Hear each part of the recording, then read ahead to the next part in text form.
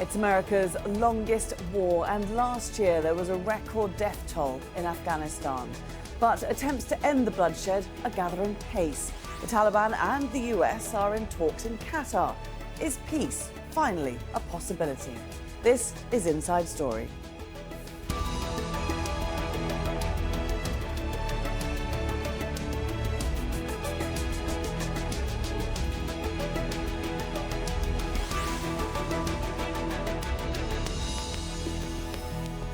Hello there and welcome to the programme. I'm Laura Kyle.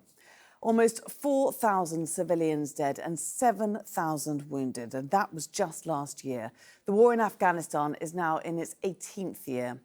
The UN is blaming the Taliban and ISIL for deliberately targeting civilians with suicide attacks, but Afghan and US forces have also stepped up their assaults on armed groups.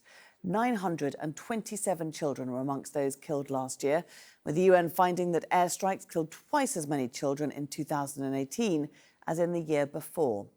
Violence increased as the Taliban gained strength and territory across Afghanistan. Almost two-thirds of all civilian casualties in 2018, that's 63%, were attributed to anti-government elements. That's the Taliban and Daesh, or Islamic State Khorasan province. 2018 is the UN's 10th annual report documenting the plight of civilians in the Afghan conflict. In that time, more than 32,000 civilians have been killed and around 60,000 injured. The United Nations believes this catalogue of human misery can be stopped. The best way to do so is simple: end this war. Well, a new round of peace talks is taking place here in Doha. The Afghan Taliban's co-founder, Mullah Abdul Ghani Baradar, has met the US Special Envoy to Afghanistan, Zalmay Khalilzad, for the first time. The US says Baradar's involvement could mark a significant turning point. Stephanie Decker has more. The presence of such a senior official like Mullah Baradar indicates that these talks are at a very serious stage, but there remain very complicated issues on the table. One of them is a nationwide ceasefire, another a timetable for the withdrawal of US troops. The US maintains around 14,000 troops inside the country. Another issue at stake, the Taliban needing to talk to the Afghan government. They so far have refused to do that. And also crucially for the Americans, they want to ensure that groups like ISIL and Al-Qaeda do not use Afghanistan as a staging ground for any further attacks. So these are complicated negotiations. There is some hope in Afghanistan, certainly from the people, that perhaps there will be some change. We're going to have to wait and see what is agreed upon here, but people do remain skeptical at the Taliban, what form they're going to return. The talks are to have them involved in some kind of unity government. People do not want to see the group return in the capacity with the rules that they had toward the end of the 1990s. I think most important, of course, is to try and restore some form of stability, security to the country. This is what Afghans want. They want to be able to live in some form of security. Economy situation has been dire. It's very, very difficult. But again, I think crucially, what happens here, we're going to have to wait and see over the next couple of days. But whether whatever is agreed upon can be implemented on the ground in Afghanistan. Stephanie Decker for Inside Story.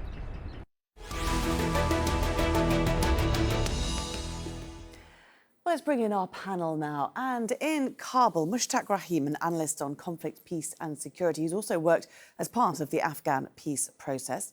In Belfast, via Skype, Michael Semple, a researcher on the Afghan Taliban and former Deputy EU Special Representative to Afghanistan.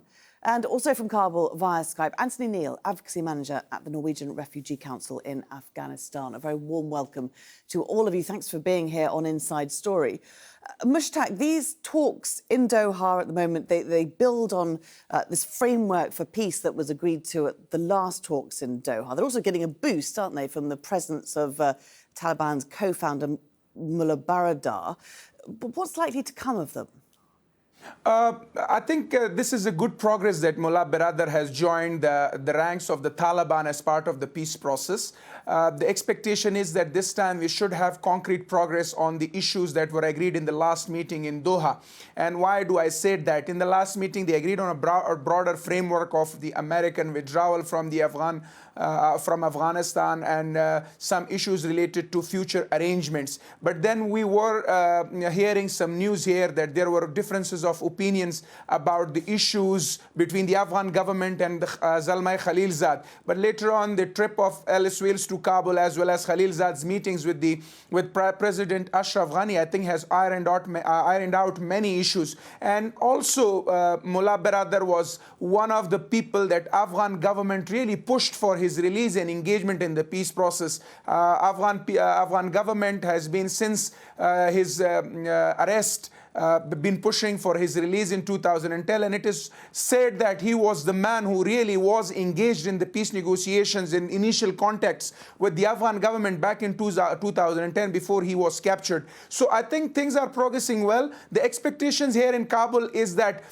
moving forward from the broader framework that was agreed in the last meeting, this time around there will be some concrete decisions made, one of which should be that Taliban prepare and agree on a timeline in terms of meeting the Afghan government. The second issue is that highly expected from this meeting is the ceasefire and a timeline for the ceasefire. So there is a lot of expectations attached to it. Okay. Michael, would you agree broadly with that Baradar's presence show that issues with the Afghan government have been ironed out? I mean, how significant is it that they're still not present at the table? I absolutely agree with my colleague Mushtaq Rahim that if these talks produce a ceasefire and a format for the Taliban to meet with the Afghan government, it will be a tremendous achievement towards peace. However, I am not at all confident that we will see this. At the moment, we all have to wait. The Taliban are using Mullah Baradar to sort of increase the weight of their delegation so that they can stand by whatever decision is reached there. However, to me, at the moment, it seems as if they intend to resist a ceasefire, resist any commitment to meeting with the Afghan government, and to use these talks as a way of just parading themselves, able to deal with the Americans and provide a cover as they move towards another spring offensive, unfortunately. What gives you that impression that they want to resist a ceasefire? Because we did see them holding a 3-day ceasefire in the summer that everyone was very excited about and civilians were able to enjoy. I mean, they have shown that they are capable of getting the group nationwide to lay down its arms.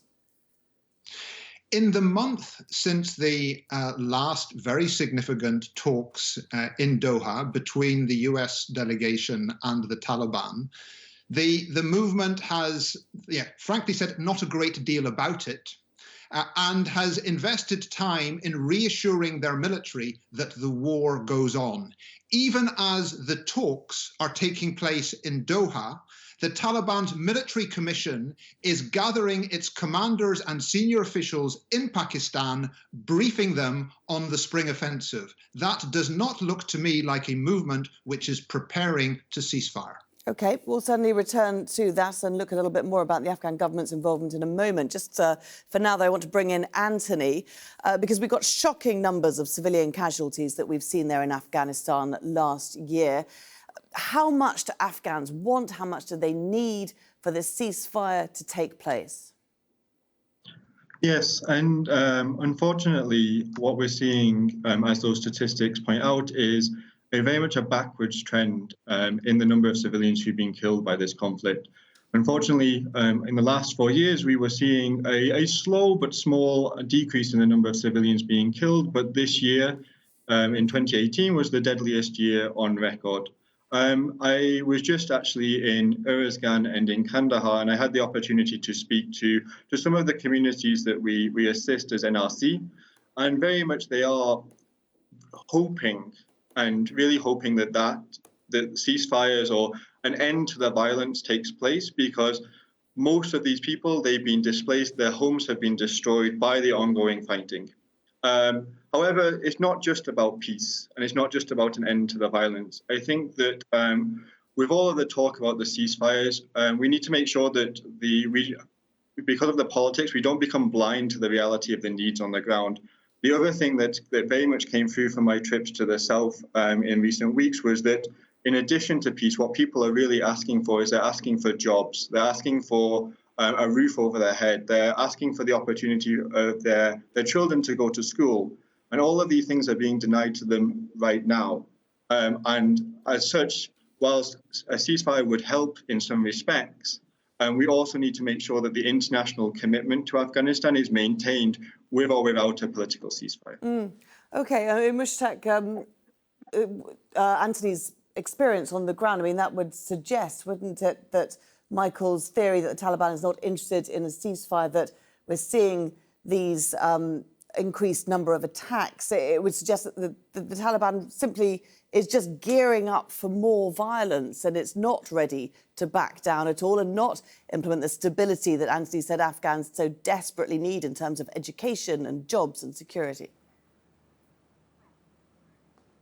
Well, I would echo Michael Semple from one perspective that, yes, there is a concern that Taliban might be using the tactic of engaging the Afghan government and Americans during winter season to prepare for the spring offensive. But looking at the current context and the things, the way they have moved since last year up until now, probably during last 10 years, 10 months, during that period, it has been thoroughly a different engagement by the Taliban side, from the Taliban side in terms of peace negotiations. It has been a very high level and it has been escalated to a very senior level discussion. The second thing is that I disagree in terms of the previous tactics of engaging in winter in talks and getting fighting in during the spring season, is that this time around, the countries that have been supporting the Taliban, more importantly and specifically, Pakistan has been under so much pressure from the Americans, both financially as well as politically. And given this situation, they have also been playing quite active role in regard to decreasing the level of pressure on them. So looking at that, there is a genuine expectation that probably this time the Taliban perhaps engaging in more of a dynamic sort of peace dialogues with them. In the meantime, I want to highlight one other point, that what I'm analyzing and I'm seeing is that there is a sort of friction among the Taliban, and they have gone on to get divided into two different groups. One group is pro-peace and another group continues to push for the military agenda. And I think right now the ones who are pushing for peace are having an upper hand in terms of deliberations internally. And that's why Mullah Baradar is released.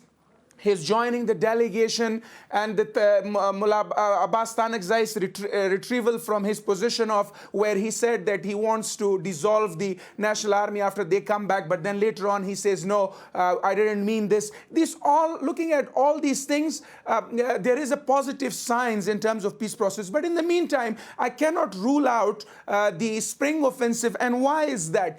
There are two reasons for that. One reason is that whenever these groups engage in the peace processes, the guerrilla groups, the groups who are non-state actors, they increase their engagements, they increase their military operations, so that show that they still maintain power and they remain dominant on the battlefield, which gives them mileage on the negotiation table. Second reason, of course, is that there are some certain figures within the Taliban who are not at all ready and prepared to engage in peace process, and they want to really push for a military conquest rather than going and getting rid of this ongoing conflict through a political dialogue. So yes, there are concerns, but there are cautious optimism based on the realities on the ground. Okay. And Michael, if the US decides on a timetable for the withdrawal of its troops, might that be enough to spur the Taliban on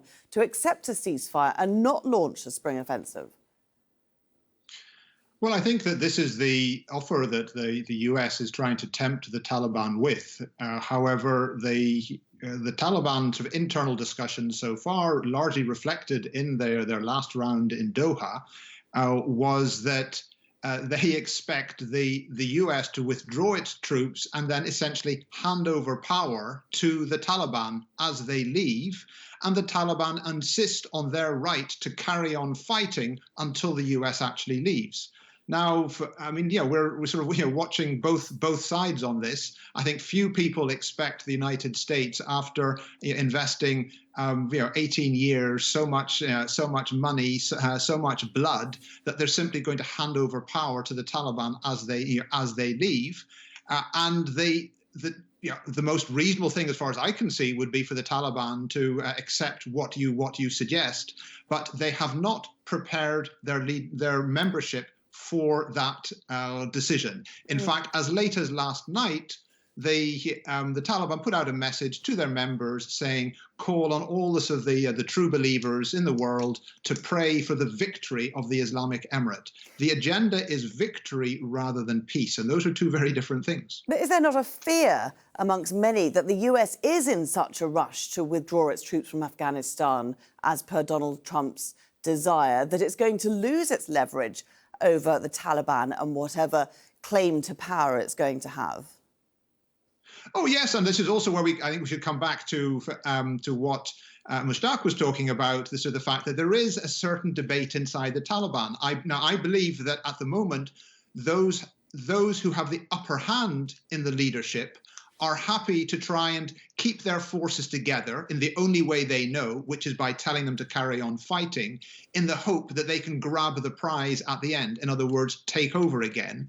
But I believe that there is wiser counsel inside the Taliban as well, who say we do not want to see a repeat of what happened when the Soviet Union left Afghanistan. There was no smooth handover of power. No one side ended up clearly in top. There was a civil war that thousands of people, I mean, basically the hopes of a generation were dashed. The sensible people in the Taliban want to try and avoid that. And really why we're watching to see what happens in these talks, why we're watching to see what happens afterwards, is to see whether wiser counsel prevails in the Taliban or the arrogance of pursuing military victory. I mean, so Anthony, what are people's fears when it comes to the Taliban taking power? Because it's very murky, isn't it? They haven't really specified what they want, other than an Islamic form of government. There's supposed to be a unity government set in place, but again, the details are incredibly sketchy, non-existent. How are people feeling about this return after 18 years of war of the Taliban potentially to power? Well, I think, as I think was touched upon by the other two colleagues, there's a lot of uncertainty right now, and with that uncertainty does come a lot of fear amongst the population. As we've seen over the last kind of 18 and even 40 years, that uncertainty has often come at the cost of civilians. I think it's different for different people. One of the biggest take-homes for me in my travels to Uruzgan and Kandahar is that when we talk to people who've been displaced, to people who've had their lives destroyed by the conflict, even with some of the staff who work on the ground, what was clear was that after 40 years of violence, and some of these people have only lived in a situation of war, most people's overwhelming feeling is that they are tired of this conflict. And so when we put the question to them as, are you afraid of the Taliban coming in? Most people will answer, we just want the fighting to stop. We want to be able to go home to our villages. We want to be able to make sure that we have a job so I can feed my family. I want my children to go to school. And whilst some of that does contain concerns about what happens after a political process and what happens after a possible ceasefire, a lot of their main focus is ending the conflict and making sure that that comes to an end so that they can go and live their lives. But Anthony, what is life like for people who live in areas that are already under Taliban control? What sort of rights do they enjoy? Well, one of the biggest difficulties for us as humanitarian organizations is we actually have very little visibility on what life is like for people who live in Taliban-controlled areas. Access, as you probably know, is very difficult in Afghanistan, and there's a number of barriers to us accessing populations, particularly beyond the front lines from government-held areas. And that's both because of security constraints. It requires a lot of negotiation with the armed groups in control, and also with the government to allow us to get there. What we do know is that the situation for people in Taliban-controlled areas is difficult because of the conflict. I think this is, again, it came out when I talked to families who'd recently been displaced in Uruzgan, is that these families had stayed. They'd stayed in areas that were controlled by the Taliban, and it was as a result of, say, airstrikes on their house that forced them to move. I met a father of 5, Mutsala, in Kandahar, and who had been living in northern Kandahar, which was controlled at that time by armed opposition. The thing that made him leave was not the Taliban coming into his village, but was the airstrike on his house. And I think that's where it really does come down for a lot of people to the conflict. Okay. It's the impact of violence on them that really is having the greatest impact on them, not the politics around it. Mushtaq, but we will return to the politics because the Afghan government is crucial in all of this and, as we said before, is not at the table. It has announced that it's planning a lawyer jirga next month, a grand meeting of tribal elders to discuss the end of Taliban fighting. Tell us a little bit about that. And is this the way that the Afghan government is now going to get involved in this process? Well, the Afghan government has been pushed and compelled by the tactics of Taliban and disintegrity among the politicians inside Afghanistan. The seasoned politicians all turned against the government, especially under the shadow of the upcoming presidential election. And then a large number of them, extremely senior politicians, including the former President Hamid Karzai, who carries a lot of weight as a politician and as an individual in Afghanistan, they all went to Moscow to meet Taliban at a time when they have been against meeting the Afghan government. So this put the Afghan government in a difficult position, and that's why they had to retrieve from their hard stances of it will be only the Afghan government taking initiatives or leading the initiatives, and they moved to a much softer position of going for the Loya Jirga. And the Loya Jirga is something that has been a demand by the former President Hamid Karzai. He has been consistently raising this issue. So this whole sort of disintegration at home and the Taliban tactics have put the Afghan government, compelled the government to go to the Loya Jirga, where they will be bringing in people from across the country, all 34 provinces. We will have civil society, parliamentarians and politicians providing inputs or a sort of advice to the Afghan government on the way forward vis-a-vis the peace process. But as far as the outcome is concerned, we have had the experiences in the past that these advices are sometimes negated by the government, not accepted. For example, we had a similar sort of consultative jirga in regard to the strategic partnership agreement with the American government. And President Karzai had the backing of that jirga. The whole jirga declared that they want the Afghan government to sign the bilateral strategic partnership agreement. But then President Karzai turned up and said, well, I'm not signing it as long as certain conditions that he had at that time are not met by the Americans. So this jirga is mainly a consultative where the president is trying to appease the political polity at home so that he can earn their confidence. And if not confidence, at least they have been cornered back with their demands. Okay. Michael, just in the last minute or so that we've got left, what does the US, what do the Taliban, what do they both need to do in order to keep this peace process moving forward? Adopt a ceasefire. The reality is that it's already decided that the US troops will sooner or later pull out of Afghanistan. If the Taliban are serious about peace, they have to accept that they've achieved the main objective for which they took up arms, and then they should go on ceasefire. If they don't go on ceasefire, it means that they are pursuing the arrogance of armed victory. Okay, very interesting discussion indeed. And it'll be certainly interesting to see what happens in Doha over the next couple of days. Many thanks to all of you for joining us today. Mushtaq Rahim, Michael Semple and Anthony Neal. And thank you too for watching. You can see the programme again anytime by visiting our website, that's aljazeera.com. For further discussion, do go to our Facebook page, that's facebook.com/AJ Inside Story. You can also join the conversation on Twitter. Our handle is @AJ Inside Story. From me, Laura Kyle, and the whole team here, it's bye for now.